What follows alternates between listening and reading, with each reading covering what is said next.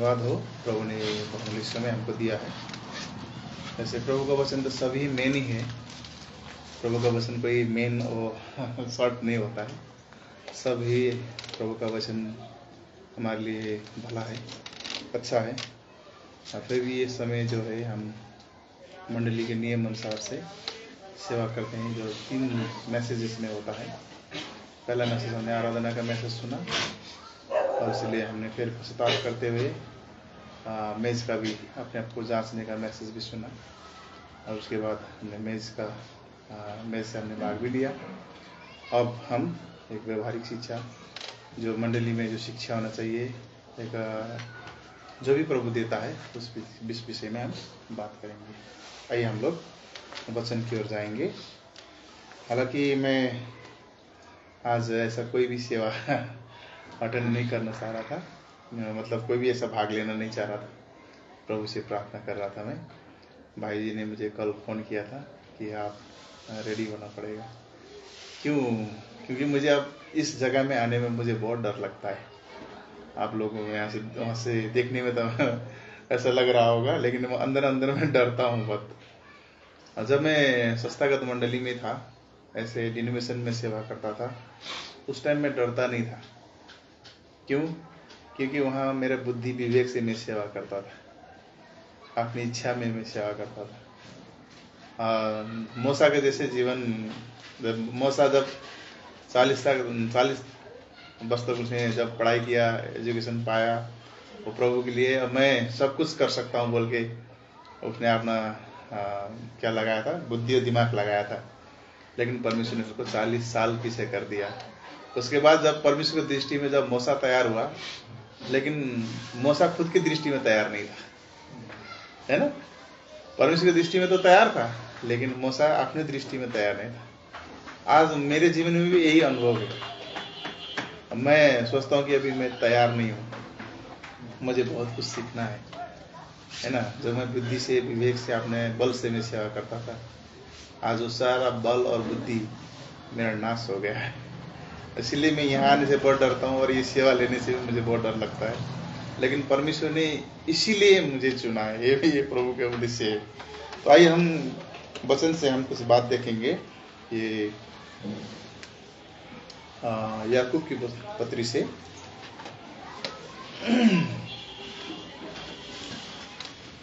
विश्वास के विषय में हम लोग कुछ प्रभु का वचन देखेंगे, क्योंकि हम सब विश्वासी हैं और विश्वासी जीवन में विश्वास पाया जाना ये हमारे जीवन के लिए बहुत ही बड़ी बात है। तो हम याकूब के पत्री 2 अध्याय का हम 14 वचन से हम वाचन करेंगे। इसमें नेपाली में है, आप लोग दया करके हिंदी में पढ़ दीजिए। हे मेरे भाइयों, यदि कोई कहे कि मुझे विश्वास है पर वो कर्म ना करता हो, तो इससे क्या लाभ? क्या ऐसा विश्वास कभी उसका उद्धार कर सकता है? आइए हम वचन से जाने से पहले हम प्रार्थना करेंगे सहायता के लिए। प्यारे प्रभु जी, हम धन्यवाद करते हैं, ये बहुमूल्य समय आपने प्रदान किया है और आपने अनुग्रह प्रदान किया कि हम निकम्मों को अपने मेज से आने दिया। और प्रभु हमें हमारे पाप अंश का कर्म अंश का हमने प्रतिफल नहीं लिया और हम आपके उस पवित्र और पूर्ण लहू से हमें देने में अपने साथी का धन्यवाद देते हैं। विशेष कर आप जो मैसेज प्रभु जी मंडली का लिए है, आप बोले बातें करें, मत उसमें तो कोई ऐसा ज्ञान होते हुए मैं अपने आप में नहीं पाता हूँ, क्योंकि मैं तो खाली हूँ प्रभु। आज प्रभु जी मूसा से भी गए गुजरे मेरा जीवन है और प्रभु मैं कुछ भी नहीं, मैं कुछ अपने को मानता नहीं हूँ। प्रभु सब कुछ आप ही हैं और आप ही आप बात करें। ये वचन आपका है प्रभु, आप ही सरल करें, आप ही अपने लोगों से बात करें, विनती करूँ। धन्यवाद प्रार्थना को प्रभु यीशु मसीह का नाम सुनिए और तो यहाँ पे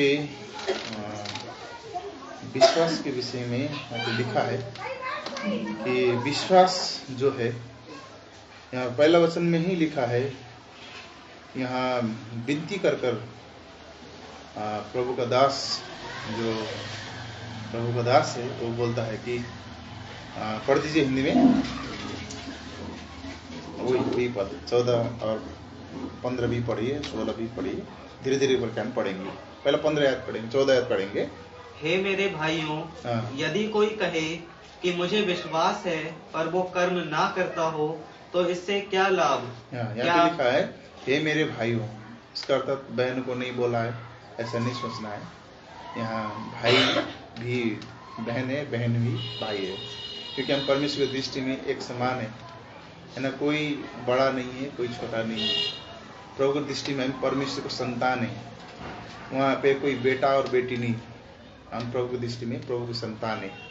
तो इसीलिए परमेश्वर का संतान होने के कारण, प्रभु के लोग होने के कारण, परमेश्वर के दास यहाँ पे विनती करके बोलता है कि हे मेरे भाई और मेरे बहनों, है ना, क्या करो?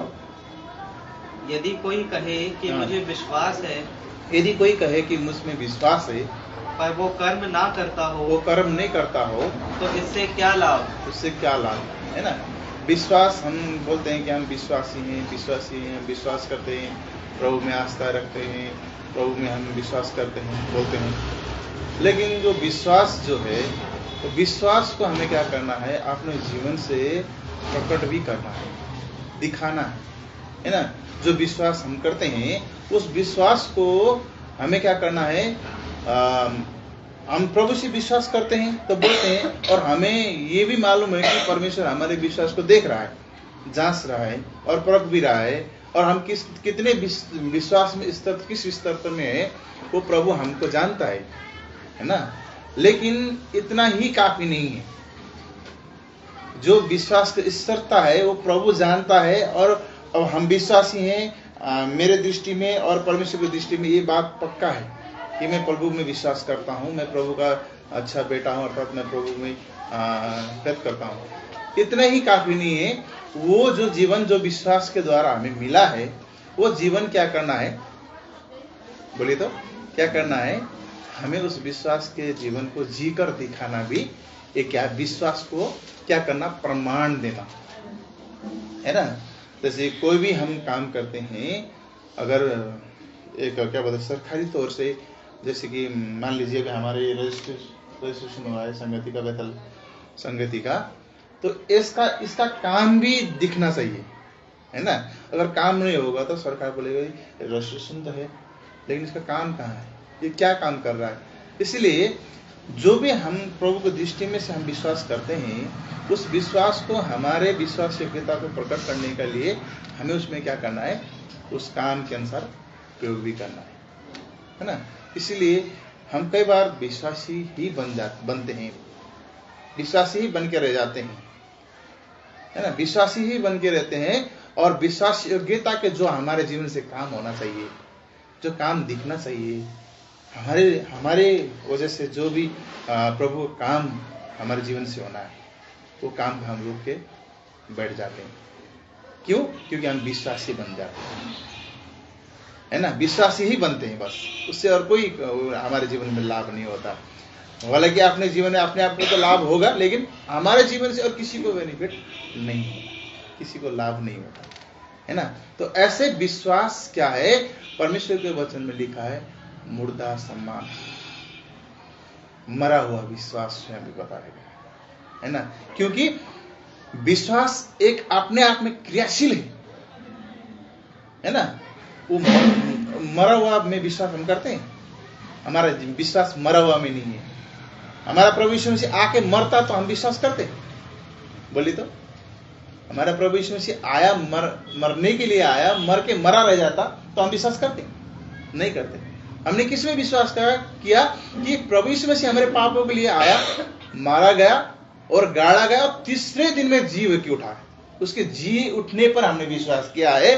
तो हमारा विश्वास भी जी उठने का विश्वास होना चाहिए, जी उठने का विश्वास, है ना। जैसे कि प्रभु यीशु मसीह जी उठा है, वैसे ही प्रभु यीशु मसीह ने उस जी उठने के विश्वास में आपको और मुझको नियुक्त किया गया है। उस विश्वास में प्रभु यीशु मसीह ने आपको मुझे रखा है। जैसे ही मैं मृत्यु से जी उठा है बेटा बेटी तेरे लिए, अब ऐसे ही तू भी इस विश्वास में जी उठकर दूसरे के लिए एक आशीष का कारण बनने के लिए, और हमारे जीवन से दूसरे का जीवन बदलने के लिए परमेश्वर ने आप जैसे और मुझ जैसे नीच को चुना है।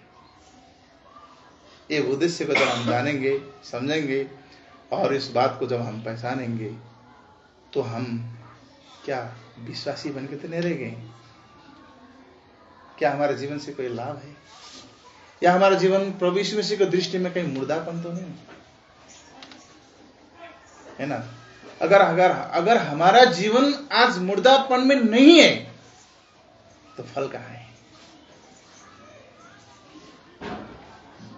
प्रभु यीशु मसीह हमसे, हमारे जीवन से अगर हम जिंदा है तो जिंदा हुआ पेड़ क्या करता है? बढ़ता है, फलता है, फूलता है और आशीष का कारण बनता है। अगर हम विश्वास योग्यता में पाए जाते हैं और हमारा विश्वास मुर्दा नहीं है, विश्वासी ही बनकर अगर हम नहीं रहे हैं, अगर हम परमेश्वर की दृष्टि में विश्वास योग्य हैं और क्रियाशील विश्वास योग्य हैं, तो हमारा काम है। हमारा काम क्या है? नहीं तो हमारा काम यहाँ पे लिखा है कि तुम्हारा काम क्या है? तुम्हारा विश्वास क्या है? मुर्दा समान। हिंदी में क्या लिखा है? उसके शीर्षक में क्या लिखा है? हेडिंग में विश्वास और कर्म। विश्वास और कर्म। और उसके नीचे कुछ नहीं लिखा है। यहाँ पे लिखा है काम बिना को विश्वास मुर्दा, अर्थात 26 में नहीं भाई जी, ये 14 के शुरू में मैं जो हेडिंग में लिखने की पता हेडिंग की बात कर रहा हूँ।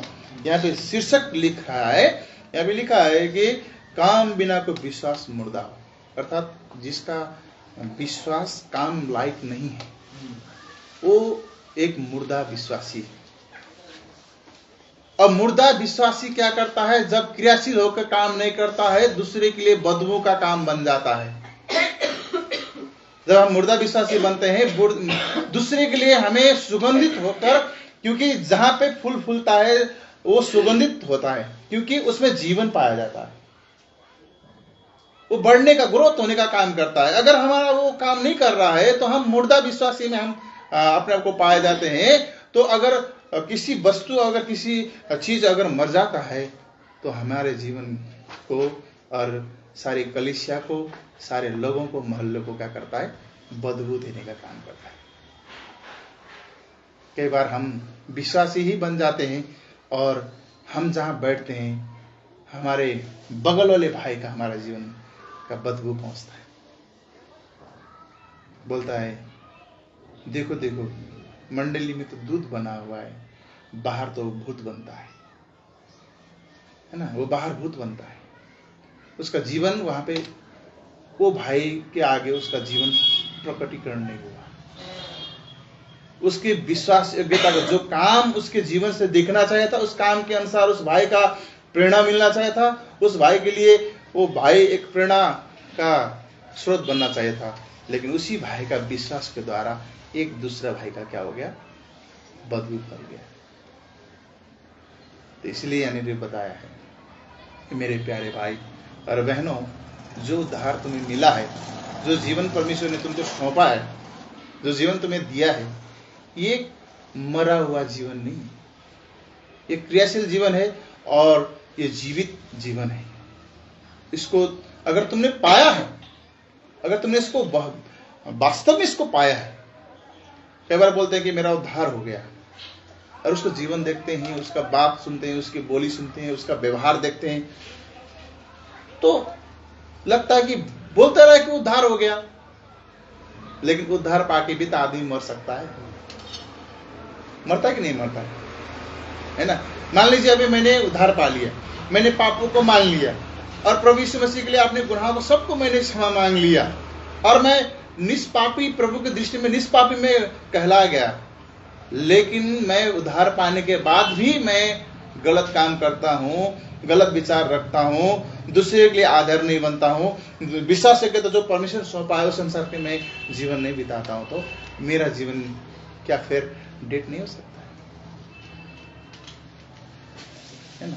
इसीलिए यहाँ पे नीचे पढ़ेंगे, यहाँ पे लिखा है क्या ऐसा विश्वास कभी उसका उद्धार कर सकता है? क्या ऐसा विश्वास जो दूसरे भाई के लिए नहीं उभर सकता है, दूसरे भाई के लिए प्रेरणादायक नहीं बन सकता है, तो ऐसा विश्वास तुमको सौंप कर मुझे क्या मिला है? क्या तुम दोगे? तो क्या फायदा तुम्हारा विश्वासी होने का? क्या करना है ना? ये प्रभु के दास की क्या है, मंडली के लिए उसको चुनौतीपूर्ण वचन प्रभु के दास ने बोला। तुमको प्रभु यीशु मसीह ने उद्धार देकर इस कलीसिया में बैठाया है, तुमको उद्धार दे दिया है, अपना जीवन तुम्हारे लिए सौंप दिया है। आज तुम केवल विश्वासी ही बनकर अपना कोना पकड़ के बैठ गए हो। तुम्हारे जीवन से क्या लाभ है? क्या तुमने उन्नति किया है? क्या मेरे लिए तुम जब आओगे तो क्या ऐसे ही आओगे जैसे मैंने तुमको रखा था? क्या कुछ लेके नहीं आओगे मेरे लिए? है ना? आज हमारे जीवन से कितने भाई लोग बचे, कितने भाइयों का उद्धार हुआ है? मेरे जीवन से मैंने कितने भाइयों को उद्धार के रास्ते में लेके आया है? ये प्रभु का लालसा प्रेम, हमारे प्रभु का इच्छा है कि मेरे द्वारा जो विश्वास परमेश्वर ने मुझे सौंपा है, ये मेरे ही में स्तर नहीं होना चाहिए, मेरे ही में खत्म नहीं होना चाहिए, है ना? और भाइयों के लिए भी हमारा जीवन प्रेरणादायक जीवन होना चाहिए। नहीं तो हमारा विश्वास मुर्दा समान है, मुर्दा समान है, उसका कोई अस्तित्व नहीं है, प्रभु की दृष्टि में वो कोई मूल्यवान नहीं है ना? इसलिए जागरूक विश्वास योग्यता हमें क्या करना है, पाना है। और नीचे हम पढ़ेंगे 15 पद में लिखा है, यदि कोई भाई या बहन नंगे उघाड़े हो और उन्हें प्रतिदिन भोजन की घटी हो और तुम में से कोई उनसे कहे कुशल से जाओ, तुम गर्म रहो और तृप्त रहो, पर जो वस्तुएं देह के लिए आवश्यक हैं वो उन्हें ना दे तो क्या लाभ? देखिए यहाँ पे क्या बोलता है, विश्वासी में कोई भिन्नता नहीं होना चाहिए। जैसे आप विश्वासी हैं वैसे ही नेपाल का भी विश्वासी है, जैसे नेपाल के विश्वासी है ऐसे ही इंडिया के विश्वासी है। मेरा भाई बेथेल प्रार्थना भवन में बैठकर सूखी रोटी खा रहा है और मैं लेग पीस तोड़ रहा हूं, और भाई बोल रहा है कि भाई मेरे लिए प्रार्थना कर दीजिए, ये अवस्था है, मैं इस परिस्थिति से जा रहा हूं, प्रार्थना कर दीजिए। अब मैं कह रहा हूं कि परमेश्वर पर भरोसा रखो, प्रभु जुटाएगा, प्रभु करेगा, ये मुझे विश्वास है, मेरा फेथ है। लेकिन प्रभु आप लोगों से ही करेगा, मुझसे ही करेगा,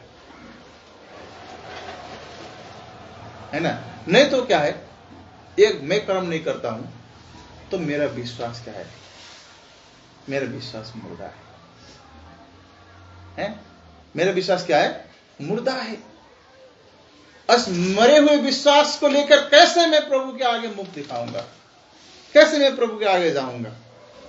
कैसे मैं कहूंगा कि प्रभु, हाँ, प्रभु ने कहा, हाँ मैं जेल में था, तुम मुझसे मिलने आए, मैं भूखा था, तुमने मुझे रोटी दिया, मैं प्यासा था, तुमने मुझे पानी पिलाया। तो मैं कैसे कह सकता हूं, हाँ प्रभु सच में आप प्यासे थे और मैंने आपको पानी पिलाया, सच में आप जेल में थे तो मैं आपको मिलने के लिए आया, सच में आप नंगे थे तो मैंने आपके नंगतों को ढाका है। इसलिए नीचे कहता है कि जिस लोगों ने भी ऐसे लोगों के साथ किया है वो मेरे साथ किया है। किसने किया? प्रभु यीशु मसीह के लिए किया है। तो मेरे भाइयों बहनों, प्रभु का वचन यहाँ पे बताता है, ऐसा विश्वास अगर हमारे पास नहीं है, हम एक दूसरे के लिए खर्च होना नहीं चाहते हैं, एक दूसरे के लिए हम समय देना नहीं चाहते हैं, हम अपने जगह को लेके बैठ जाते हैं, हम अपने परिस्थितियों को लेके बैठ जाते हैं, अपने ही सोचते हैं, दूसरे के लिए नहीं सोचते हैं, तो हम कई बार सोचना पड़ेगा कि मेरा उद्धार हो गया, मेरा उद्धार हो गया, क्या मैं उद्धार के रास्ते में हूं, या प्रभु जो रास्ता दिखा रहा है वो रास्ते में मैं चल रहा हूं? क्या मेरा विश्वास ठीक है?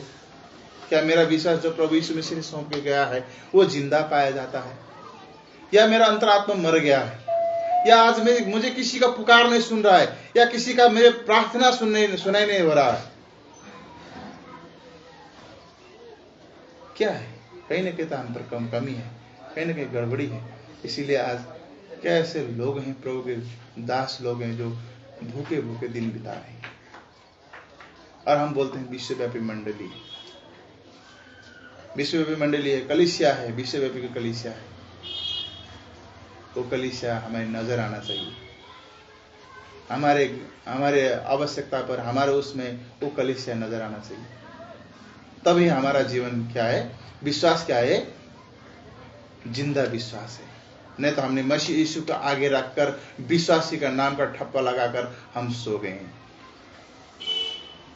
इसलिए तो भजन में लिखा है ना, जागो सोने वालों यीशु आने वाला है ना। इसलिए हमें जागना है, और यही एक भाई के लिए दूसरे भाई का नहीं सोचना ही शैतान का बहुत बड़ा उद्देश्य है।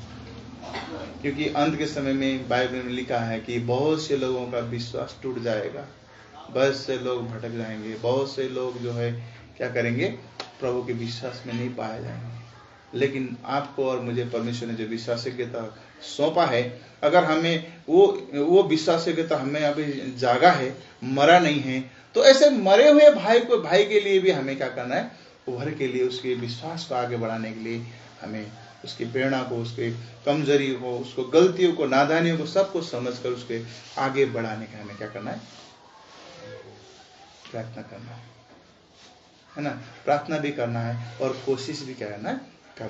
इसीलिए यहाँ पे लिखा है 16 पद में भी लिखा है, और तुम में से कोई उनसे कहे कुशल से जाओ, तुम गर्म रहो और तृप्त रहो, पर जो वस्तुएं देह के लिए आवश्यक हैं, वो उन्हें ना दे तो क्या लाभ? क्या लाभ? जो वस्तु उसके लिए आवश्यक है ना, जो वस्तु उसके लिए आवश्यक है, वो वस्तु अगर ना दे और बोले कि हम प्रार्थना कर रहे हैं, प्रार्थना करो, विश्वास करो, बात तो ऐसा कर रहे हैं कि जैसे उड़ती हुई चिड़िया को मार देते हैं, गिरा देते हैं, लेकिन उनके जीवन से काम नहीं दिखता है। वो भाई के लिए खर्च होना नहीं चाहता, वो भाई के लिए सोचता नहीं है। हा? जिस भाई ने अपना पूरा जीवन लोगों के लिए, मंडली के लिए, परमेश्वर के लिए, प्रभु के घर के लिए बलिदान कर दिया, उस भाई को हम कभी ये नहीं पूछते कि भाई आज आपने खाना खा लिया?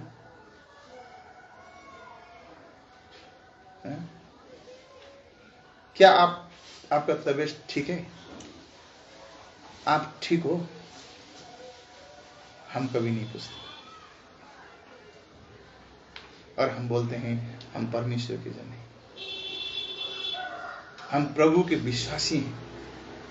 अगर ऐसा हमारा जीवन है तो हम मरे हुए विश्वासी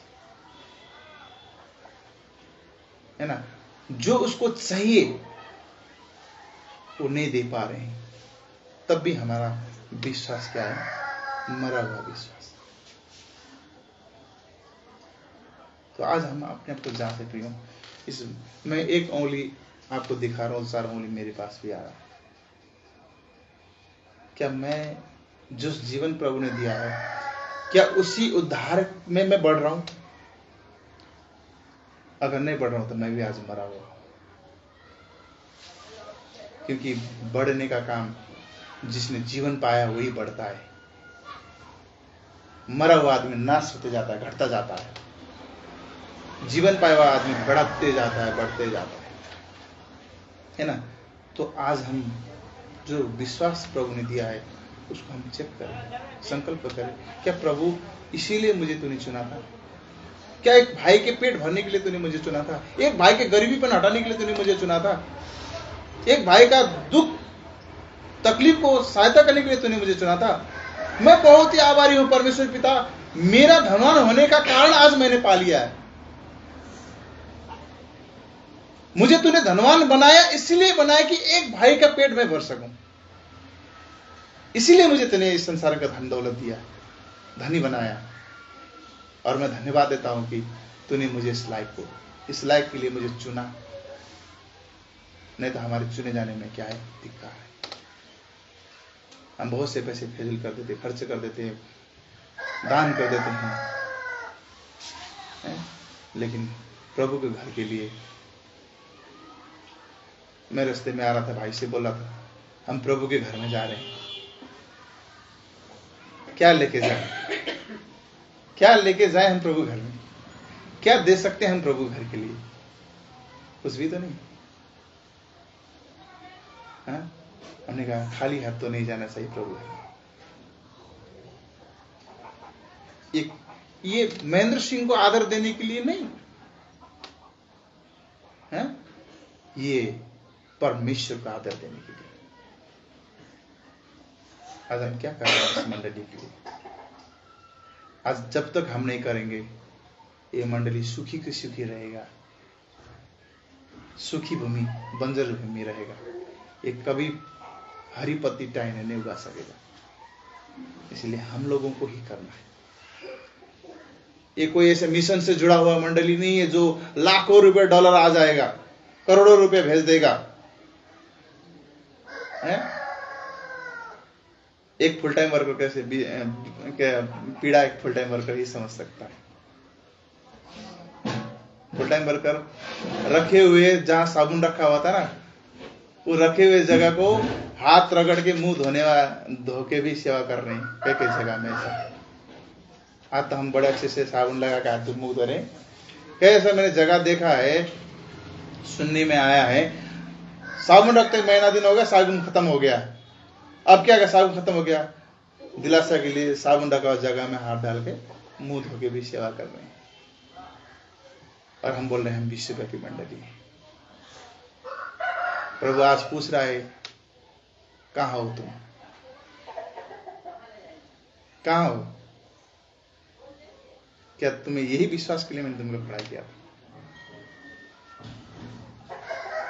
प्रभु हमसे आज जवाब चाहता है ना? प्रभु हमसे जवाब चाहता है। हम क्या कहें प्रभु? प्रभु मैं तो सो गया हूं, यही कहें हैं? और नीचे पढ़ेंगे, वैसे ही विश्वास भी यदि कर्म सहित ना हो तो अपने स्वभाव में मरा हुआ है। मरा हुआ है। स्वभाव में क्या हुआ है? मरा हुआ है। सुन रहे हैं लेकिन मरे हैं। अब तो सुनने भी छोड़ दिया, मर गया ना, कैसे सुन पाएगा? कमियां निकाल दें, है ना? क्योंकि प्रभु का वचन हमें यूं कहता है। इसीलिए आज हमें अपने विश्वास को जांचना है ना? ये आपका जिम्मा है, ये मंडली का जिम्मा आप लोगों को प्रभु ने सौंपा है। यहाँ पे लाखों लोग होने से भी कोई फायदा नहीं जब तक इस बात को ना सोचे कि ये मेरा घर है। मैं प्राय बोलता हूं नेपाल में, प्रभु के घर का मतलब मैं समझाता हूं। ये प्रभु का घर जो है, अगर हम प्रभु को अगर सही रीति से जानते हैं और प्रभु के विश्वास में बने रहते हैं, तो आपका पति आपको छोड़ दे, लेकिन प्रभु का मंडली आपको नहीं छोड़ेगा।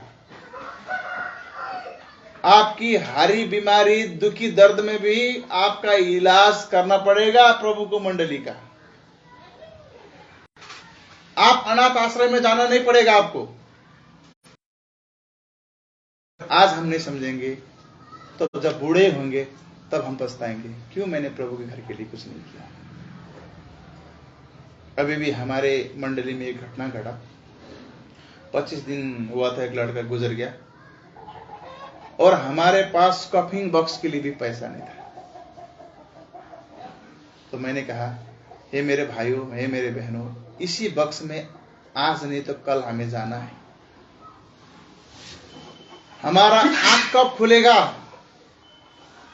आज सारी विधि जो मंडली की नियमित से होना चाहिए था, कफन बक्स मंडली से देना चाहिए था, जो उड़ाते कपड़ा जो उड़ाते उस मंडली से देना चाहिए था, लेकिन आज कहाँ है।